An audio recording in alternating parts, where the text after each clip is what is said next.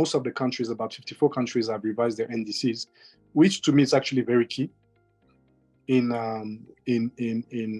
actually paving the way towards mobilizations of resources, because throughout those NDCs, you actually develop pipelines. You have pipelines because sectors are identified, values and investment values are put into those sectors, and we have a clear roadmap on which sectors and how much we need to mobilize for those sectors. Now, at the country level,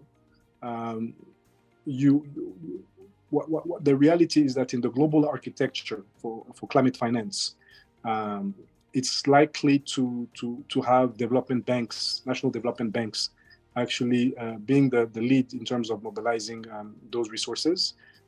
Most of them actually are creating climate facilities within their respective institutions. But other countries that are quite advanced in their climate policies, in their environmental diplomacies, have been able also to set up national climate funds.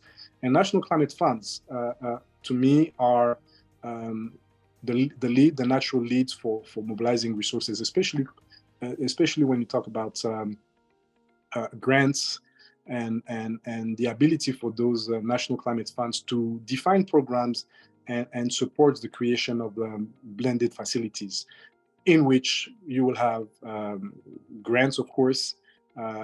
You'll have structures that can allow equity and debts to be provided and towards de-risking projects. So depending on the level of some of the countries in terms of their NDCs that have been revised, if the national architecture for mobilization resources is actually well organized within or centralized amongst the different institutions, meaning that the economic development plan integrates resiliency, sustainability, then you have also performing national funds.